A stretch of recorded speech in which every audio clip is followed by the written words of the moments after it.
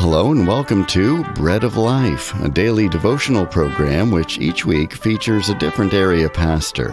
Our speaker for this week is Pastor Brian MacLeod of Hamden, Massachusetts.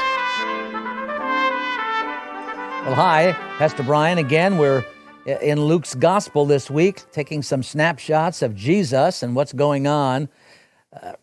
Today I want to slightly modify what I want to talk about. I've been kind of talking about activities and events, but I'd like us to see today, and kind of see it, I'm using it from Luke 5, but the truth is you see it throughout, really, the accounts that we have in all the Gospels.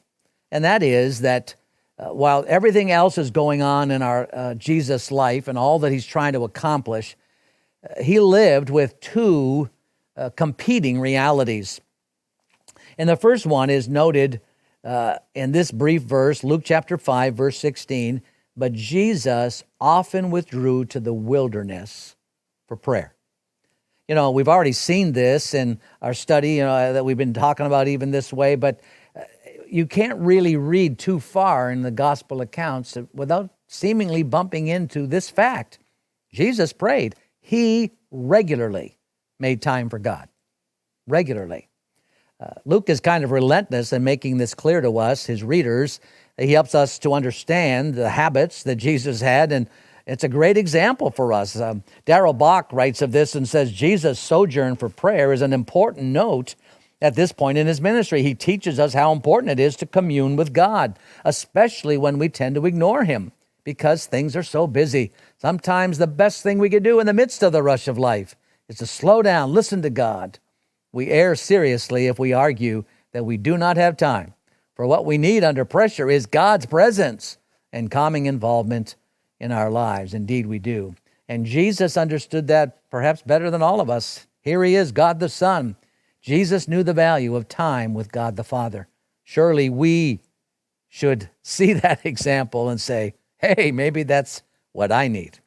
There's another thing, and this is the competing one I wanted to note, is Jesus was seemingly always under surveillance, right? So in this text today, Luke chapter 5, verse 17, one day while Jesus was teaching, some Pharisees and teachers of religious law were sitting nearby. It seemed that these men showed up from every village in all Galilee and Judea, as well as from Jerusalem. You know, Israel had not seen anything nor anyone remotely like Jesus for hundreds of years. John the Baptist had already begun to get people noticing, but once Jesus started teaching and doing the miraculous things he did, he was drawing huge crowds and that would travel far and wide, and word of this also traveled throughout Israel. You know, one responsibility of the Pharisees and religious leaders was to protect the people from false teachers and false messiahs that might come along at any time. So it wasn't that their presence would have been surprising or even inappropriate.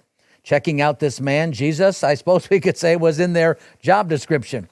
Now, while we don't know for certain, it seems that early on there may have been a little open-mindedness. Could this be the one? But the more Jesus taught, the larger the crowds grew. What was it? Was it jealousy, pride? Whatever it was, the room in their minds for God to be at work was closing.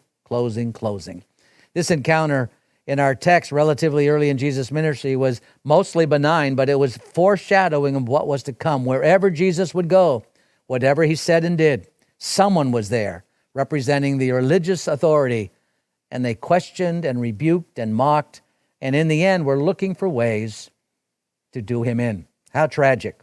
There's people like that in your life, friends. Don't give up. Pray and recognize people are watching. Do it all to the glory of God. Talk to you tomorrow. You've been listening to Pastor Brian MacLeod of Hamden, Massachusetts, and this has been Bread of Life, a program to encourage you from God's Word.